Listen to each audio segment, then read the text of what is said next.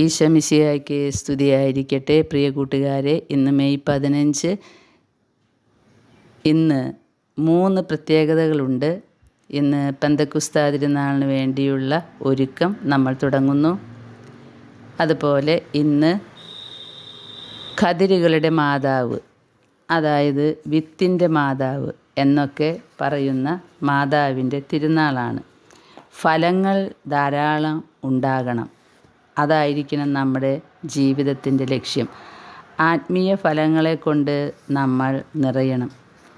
അപ്പോൾ നമുക്ക് ഇന്ന് കതിരുകളുടെ മാതാവിനോട് പ്രാർത്ഥിക്കാം, പരിശുദ്ധാത്മാവിൻ്റെ ഫലങ്ങൾ നമ്മളിൽ നിറയാൻ വേണ്ടി.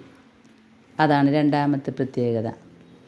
പിന്നെ 3ാമത്തെ പ്രത്യേകത, ഇന്ന് മെയ് 15 നമ്മുടെ വണക്കമാസം നമുക്ക് ചൊല്ലാം. 15-ാം തീയതി മിശിഹായുടെ പിറവി.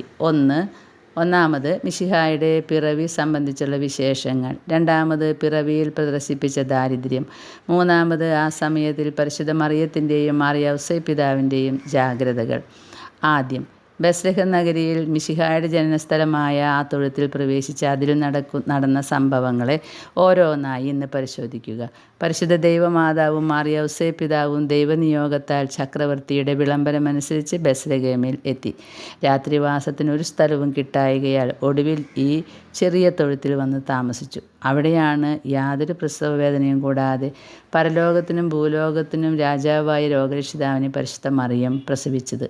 നാം ആ ഉണ്ണീശോയുടെ തിരുമുമ്പിൽ സാഷ്ടാംഗ പ്രണാമം ചെയ്ത് ആ ഉണ്ണിയെ നമ്മുടെ സൃഷ്ടാവും രക്ഷകനുമായി ആരാധിച്ചതിൻ്റെ ശേഷം തൻ്റെ ദിവ്യമാതാവിന് ലഭിച്ചിരിക്കുന്ന ഭാഗ്യ അതിശയത്തെ കൊണ്ടാടി നമ്മുടെ കർത്താവിൻ്റെ മാതാവിനെ യോഗ്യതയ്ക്ക് തക്കവണ്ണം സ്തുതിക്കണം.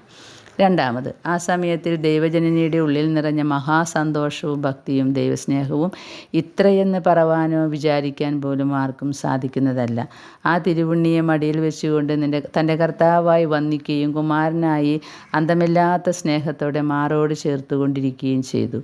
എന്നാൽ സർവശക്തനായിരിക്കുന്ന രക്ഷകൻ്റെ ദാരിദ്ര്യം നിങ്ങൾ കണ്ടാലും ആകാശമണ്ഡലത്തെയും അതിലെ നക്ഷത്രങ്ങളെയും എണ്ണമില്ലാത്ത നക്ഷത്രങ്ങളെയും സൃഷ്ടിച്ച ആൾക്ക് വസിക്കാൻ ഒരു ചെറിയ വീട് പോലുമില്ല.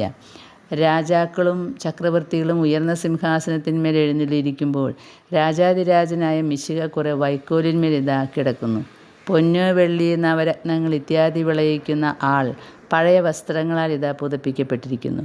സ്വർഗത്തിൽ എണ്ണമില്ലാത്ത മാലാഖമാരാൽ സദാ പരികർമ്മം ചെയ്യപ്പെട്ട ആൾ ഇതാ ഇപ്പോൾ നീച മൃഗങ്ങളിടയിൽ പിറന്നിരിക്കുന്നു. നമ്മുടെ രക്ഷകൻ ഇപ്രകാരമുള്ള എളിമ പ്രദർശിപ്പിക്കുകയിൽ തൻ്റെ അനുഗാമികളെന്ന് ഘോഷിക്കുന്ന നാം സർവാഹങ്കാരികളായി ജീവിക്കുന്നത് എത്രയോ അനിഷ്ടമായിരിക്കും അങ്ങേക്ക്. ഈ ഉണ്ണിമിശിഹ എപ്പോഴും നമ്മിൽ ഓരോരുത്തരോടും നിങ്ങളിൽ എളിമയുള്ളവർ ആരോ അവർ ഭാഗ്യവാന്മാർ എന്ന് പറഞ്ഞുകൊണ്ടിരിക്കുന്നുണ്ട്. 3ാമത് ദിവ്യജനനിയും ഔസേപ്പിതാവും ഈശോ പിറന്ന തൊഴുത്തിൽ എന്തു ചെയ്യുന്നു? ലൗകികമായ ഐശ്വര്യഭാഗങ്ങളെയോ മറ്റിതുപോലെയുള്ള കാര്യത്തെയോ പറ്റി അല്പമെങ്കിലും നിരൂപിക്കാതെ അവതരിച്ച ലോകരക്ഷിതാവിൻ്റെ സുഹൃതങ്ങളെപ്പറ്റി ഗാഢമായി ധ്യാനിച്ചുകൊണ്ടിരിക്കുന്നു. ആ ധ്യാനം വഴിയായി അവർ പ്രാപിച്ച ഭാഗ്യം മോക്ഷഭാഗ്യത്തിന് തുല്യമായിരുന്നു. ദൈവത്തിൻ്റെ നിസ്സീമമായ ഈ സ്നേഹകൃത്യങ്ങളെക്കുറിച്ച് അങ്ങേക്ക് സ്തോത്രഗീതങ്ങൾ സമർപ്പിക്കുകയും തങ്ങളെ ഏറ്റവും കീഴ്വഴക്കമുള്ള മനസ്സോടുകൂടെ കാഴ്ച കൊടുക്കുകയും ചെയ്തു. മാത്രമല്ല മനുഷ്യരുടെ അനുസരണത്തിനായി ഇത്ര നീചമായ അവസ്ഥയിൽ അവതരിപ്പാൻ തിരുമനസ്സായ ഉണ്ണിയുടെ നല്ല മാതൃകകളെ സ്വായത്തമാക്കി അവയ്ക്കൊത്ത വിധത്തിൽ ജീവിതം കഴിപ്പാനും നിശ്ചയിച്ചു. ഹാ മറിയമേ, ഹാ ഔസേപ്പിതാവേ, നിങ്ങൾക്ക് ആ സമയത്തിലുണ്ടായ വിചാരങ്ങളെയും അനതുഷ്ടിയെയും അല്പമായിട്ടെങ്കിലും ഞങ്ങൾക്കും ലഭിക്കാൻ കൃപ ചെയ്യണമേ. ദൃഷ്ടാന്തം: ഒരു പടയാളി ബാല്യം മുതൽക്കേ ദൈവമാതാവ് അനുഭവിച്ച സന്തോഷങ്ങളെയും സന്താപങ്ങളെയും കുറിച്ച് 7 ആകാശങ്ങളിരിക്കുന്ന എന്ന ജപവും 7 നന്മ നിറഞ്ഞ മറിയമേ എന്ന ജപവും ദിനംപ്രതി മുടക്കം കൂടാതെ ജപിച്ചിരുന്നു. യാതൊരു നാളെങ്കിലും അത് ചൊല്ലാതെ നിദ്ര ചെയ്യുവാൻ ഇടവന്നാൽ ഉടനെ ഉണർന്ന് മുട്ടിമേൽ നിന്ന് ആ ജപങ്ങൾ ചൊല്ലി വന്നിരുന്നു. സൈന്യത്തിൽ സേവിച്ചിരിക്കയിൽ ഒരു ദിവസം യുദ്ധത്തിന് പോയി മുന്നണിയിൽ നിൽപ്പാനിടയായി. മരണം നേരിടുമെന്ന് നിശ്ചയിച്ച് ആത്മശോധന ചെയ്തപ്പോൾ ദൈവമാതാവിനെക്കുറിച്ച് ചെയ്യുന്ന പതിവുള്ള ജപം അന്ന് ചെയ്തിട്ടില്ല എന്ന് മനസ്സിലായി. താൻ പ്രാർത്ഥിക്കുന്നത് കൊണ്ട് കൂടെയുള്ള പടയാളികൾ എന്തു പറയുമോ എന്ന് ശങ്കിക്കാതെ ജപം ചൊല്ലാൻ തുടങ്ങി. അപ്പോൾ അടുക്കലുണ്ടായിരുന്ന ഭടന്മാർ ഇവൻ പ്രാർത്ഥിക്കുന്നത് കണ്ട് പരിഹസിക്കാതിരുന്നില്ല. ഭക്തിയും ശ്രദ്ധയും കുറയാതെ തുടങ്ങിയ ജപം തീർന്ന ഉടനെ എതിരാളികൾ വെടിവെക്കുകയും അപ്പോൾ ദൈവമാതാവിനോട് പ്രാർത്ഥിച്ചതിൻ്റെ ഫലം പ്രത്യക്ഷപ്പെടുകയും ചെയ്തു. അവനെ അപഹസിച്ച യോദ്ധാക്കളിൽ ഒരുവന് പോലും പോർക്കളത്തിൽ നിന്ന് പിന്തിരിയാനിടയായില്ല. എല്ലാവരും വെടിയേറ്റു വീണു.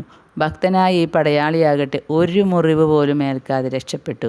അവർ ചത്തുകിടക്കുന്നത് കണ്ട് ഇത് ദൈവനീതി പ്രകാരമുണ്ടായ ശിക്ഷ എന്ന് ധരിച്ച് തന്നെ കാത്തുരക്ഷിച്ച ദൈവമാതാവിനെ അയാൾ നന്ദിപൂർവ്വം സ്തുതിക്കുകയും യുദ്ധസേവനം കഴിഞ്ഞ് സ്വഗൃഹത്തിലെത്തിയ ശേഷം ദിവ്യജനനി തനിക്ക് ചെയ്ത ഉപകാരങ്ങളെയും ആ നാഥയോട് തനിക്കുണ്ടായിരുന്ന ഭക്തിയെയും എല്ലായിടത്തും പ്രസിദ്ധപ്പെടുത്തിക്കൊണ്ട് മരണപര്യന്തം സ്വർഗത്തിൽ ജീവിതം കഴിക്കുകയും ചെയ്തു. സന്മാർഗത്തിൽ ജീവിതം കഴിക്കുകയും ചെയ്തു. ക്രിസ്ത്യാനികളെ, നിങ്ങളും ദൈവമാതാവിനോടുള്ള ഭക്തിയിൽ നിന്ന് പിന്മാറാതെ ഈ മാതാവിനെക്കുറിച്ച് പതിവായി ചെയ്തു വരുന്ന ജപങ്ങളെ ഒരു ദിവസമെങ്കിലും മുടക്കരുത്. ജപം. എൻ്റെ ആത്മാവേ, ഈ ഉന്നതമായ കാഴ്ച നീ കാണുക. എല്ലാ വക ആനന്ദവും നിറഞ്ഞ മാതാവേ, നിൻ്റെ തിരുമടിയിൽ കിടക്കുന്ന എൻ്റെ രക്ഷകനെ ഞാൻ കാണുമ്പോൾ എൻ്റെ ഭയമൊക്കെയും നീങ്ങി ഈ ഉണ്ണിയെയും നിന്നെയും ഏറ്റവും ഉത്സാഹത്തോടുകൂടെ സ്നേഹത്തോടുകൂടെ വന്ദിച്ചു കുമ്പിടുന്നു. എനിക്ക് വേണ്ടി ഉണ്ണിയായി പിറന്ന് തൊഴുത്തിൽ കിടക്കുമ്പോൾ എന്നെ ശിക്ഷിക്കുമെന്ന് ഭയപ്പെടാൻ ഇടയുണ്ടോ? കർത്താവ് എൻ്റെ പാപമോചനത്തിനായി ഈ സങ്കടങ്ങൾ അനുഭവിക്കുമ്പോൾ എന്നെ തള്ളിയകറ്റുമോ? ഞാൻ നിൻ്റെ പുത്രനെ പൂർണ്ണ മനസ്സോടുകൂടെ സ്നേഹിക്കുമെങ്കിൽ നിശ്ചയമായിട്ട് ഞാൻ സ്വർഗം പ്രാപിക്കും. അതുകൊണ്ട് ദൈവവരപ്രസാദം നഷ്ടമാക്കുന്ന ലോകം, പിശാച്, ശരീരം എന്ന 3 ശത്രുക്കളെയും ജയിപ്പാൻ തക്കവണ്ണം എൻ്റെ അമ്മേ എനിക്ക് സഹായം ചെയ്തരളണമേ. ശുദ്ധ ബെർണർദോസ് ദൈവമാതാവിനെ നോക്കി പ്രാർത്ഥിച്ച ജപം. എത്രയും ദയുള്ള മാതാവേ, നിൻ്റെ സംഗീതത്തിൽ ഓടിവന്ന് നിൻ്റെ ഉപകാര സഹായം അപേക്ഷിച്ച് നിൻ്റെ അപേക്ഷയുടെ സഹായത്തെ ഇരുന്നവരിൽ ഒരുവനെങ്കിലും നിന്നാൽ കൈവിടപ്പെട്ടു എന്ന് ലോകത്തിൽ കേൾക്കപ്പെട്ടിട്ടില്ല എന്ന് നീ നനച്ചുകൊള്ളണമേ. കന്യാവൃതക്കാട് രാജ്ഞിയായ കന്യകയെ, ദയുള്ള മാതാവേ, ഈ വണ്ണമുള്ള ശരണത്താൽ ഉറച്ച് നിൻ്റെ തൃപ്പാദത്തിങ്കൽ ഞാൻ അണഞ്ഞു വരുന്നു. നെടുവീർപ്പിട്ട് കണ്ണുനീർ ചിന്തി പാപിയായി ഞാൻ നിൻ്റെ ദയയുടെ ആഴത്തെ കാത്തുകൊണ്ട് നിൻ്റെ തിരുമുമ്പിൽ നിൽക്കുന്നു. അവതരിച്ച വചനത്തിൽ മാതാവേ, എൻ്റെ അപേക്ഷയെ ഉപേക്ഷിക്കാതെ ദയാപൂർവ്വം കേട്ടറിയണമേ. ആമേൻ. ഈശോ. ജന്മപാപമില്ലാതെ ഉത്ഭവിച്ച ശുദ്ധമറിയമേ, പാപിയുള്ള സങ്കേതമേ, ഇതാ നിൻ്റെ സങ്കേതത്തെ ഞങ്ങൾ ഓടി വന്നിരിക്കുന്നു. ഞങ്ങളുടെ മേൽ അലിവായിരുന്നു ഞങ്ങൾക്ക് വേണ്ടി നിൻ്റെ തിരുക്കുമാരനോട് പ്രാർത്ഥിച്ചു കൊള്ളണമേ. 3 പ്രാവശ്യം ഈ പ്രാർത്ഥന ചൊല്ലി 3 സ്വർഗസ്ഥനായ പിതാവ്, 3 നന്മ നിറഞ്ഞ മറിയമേ, 3 തൃത്വസ്തുതിയും ചൊല്ലുക. പരിശുദ്ധ ദൈവമാതാവിൻ്റെ ലുത്തിനിയ ഇതിനോടൊപ്പം ചൊല്ലുക. രാജകന്യക എന്ന ജപം നമുക്ക് ചൊല്ലാം. രാജകന്യകയെ, മനോഗുണത്തിൻ്റെ അമ്മയെ, നിനക്ക് സുസ്തി. ഞങ്ങളുടെ ആയുസ്സും മനോഗുണവും മാധുര്യവും ശരണവും ആശ്രയവുമേ നിനക്ക് സുസ്തി. അലസിഭാഗപ്പെട്ട് നടക്കുന്ന ഹാവായുടെ മക്കൾ നിന്നെ വിളിക്കുന്നു, കരയുന്നു. ഈ സ്ഥലത്തിൽ നുഴന്നു കരഞ്ഞുകൊണ്ട് നിൻ്റെ പക്കൽ നെടുവീർപ്പെടുന്നു. എന്നാൽ ഞങ്ങൾക്ക് വേണ്ടി അപേക്ഷിക്കുന്ന അമ്മേ, മനോഗുണമുള്ള നിൻ്റെ ശുദ്ധ കണ്ണുകൾ കൊണ്ട് ഞങ്ങളെ വിരവിൽ തിരിഞ്ഞു നോക്കണമേ. വിശേഷിച്ച് ഈ അലസിഭാഗം കടന്നതിൻ്റെ ശേഷം ശുദ്ധമായ നിൻ്റെ വയറ്റിൻ്റെ വാഴ്ത്തപ്പെട്ട ഫലമായ ഈശോയെ ഞങ്ങൾക്ക് കാട്ടണമേ. അയ്യോ, കനിവും മനോഗുണവും മാധുര്യവും ശരണവും ആശ്രയവുമാകുന്ന നീ എപ്പോഴും കന്യാസ്ത്രീ മറിയമേ. ആമേൻ. പരിശുദ്ധ ദൈവമാതാവിനുള്ള അപേക്ഷ. ഓരോ അപേക്ഷകൾക്കും ഒരു നന്മ നിറഞ്ഞ മറിയമേ ചൊല്ലാം. പാപിയുള്ള സങ്കേതമേ, തിരുസഭയ്ക്ക് വേണ്ടി പ്രാർത്ഥിക്കണമേ. പാപിയുള്ള സങ്കേതമേ, അജ്ഞാനികൾ മുതലായ ദുർമതക്കാർ മനസ്സ് തിരിയാൻ വേണ്ടി പ്രാർത്ഥിക്കണമേ. പാപിയുള്ള സങ്കേതമേ, സത്യരാജാക്കൾ പ്രഭുക്കൾ തമ്മിൽ സമാധാനമായിരിക്കാൻ വേണ്ടി പ്രാർത്ഥിക്കണമേ. പാപിയുള്ള സങ്കേതമേ, മാർപ്പാപ്പ മുതലായ വേദപാലകന്മാർക്ക് വേണ്ടി പ്രാർത്ഥിക്കണമേ. പാപിയുള്ള സങ്കേതമേ, നിൻ്റെ പ്രിയപ്പെട്ട മക്കളായിരിക്കുന്ന ശുദ്ധീകരണ സ്ഥലത്തിലെ ആത്മാക്കൾക്ക് വേണ്ടി പ്രാർത്ഥിക്കണമേ. ഇന്നത്തെ സുഹൃത് ജപം. നല്ല ഉപകാരിണി, അങ്ങയിൽ ഞാൻ പൂർണ്ണമായി ശരണപ്പെടുന്നു. ഇന്നത്തെ സൽക്രിയ. മാമോദീസായിൽ ചെയ്തിട്ടുള്ള വാഗ്ദാനങ്ങളെ പുതുക്കുക. നല്ല മാതാവേ മാരിയേ, നിർമ്മല യോസേപ്പിതാവേ,